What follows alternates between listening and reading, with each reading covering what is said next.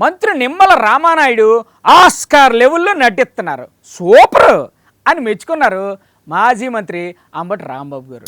మంత్రి డ్రామాలకు yellow media కూడా cinema లెవెల్లో ఎలివేషన్లు ఇస్తుందని కూడా అన్నారు. ఇంకేటన్నారు ఇందాం. నమస్తే గురుగారు.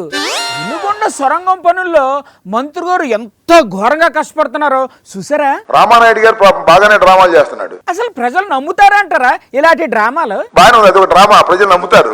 ఇది మట్టి ఎత్తుకున్నట్టు బాగుంటుంది డ్రామా. బాగుందా? పచ్చ చొక్కా వేసుకుని తట్ట నెత్తిని పెట్టుకుని ఆ సొరంగంలోకి వెళ్తున్నట్టు ఇవన్నీ బాగానే ఉంటాయి మన డ్రామాలు చూసేవాళ్ళకి. మనలో మనమాట సార్, మీరు ఆయనలో చేయగలరా డ్రామా? నేను కూడా చేయగలను, కానీ అది ఓవర్ యాక్షన్.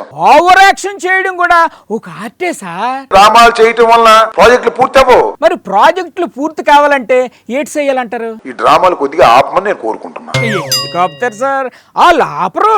లేదు, మా ఇష్టం అండి. మా ఈనాడు ఉంది, మా ఆంధ్రజ్యోతి ఉంది, మా TV5 ఉంది, మా ABN ఉంది, మా ఈటీవీ ఉంది. అన్నిట్లోనూ మా డ్రామాలన్నీ కూడా రోజు చక్కగా స్టోరీలు వేసుకుంటారంటే వేసుకోండి, మాకేం అభ్యంతరం. దరువు వేయటానికి ఎలాగూ ఎల్లో మీడియా ఉండనే ఉంది కదా, తెలుసుకోనేవండి. పబ్లిక్ ఆల్సో వాట్స్ దట్ అతి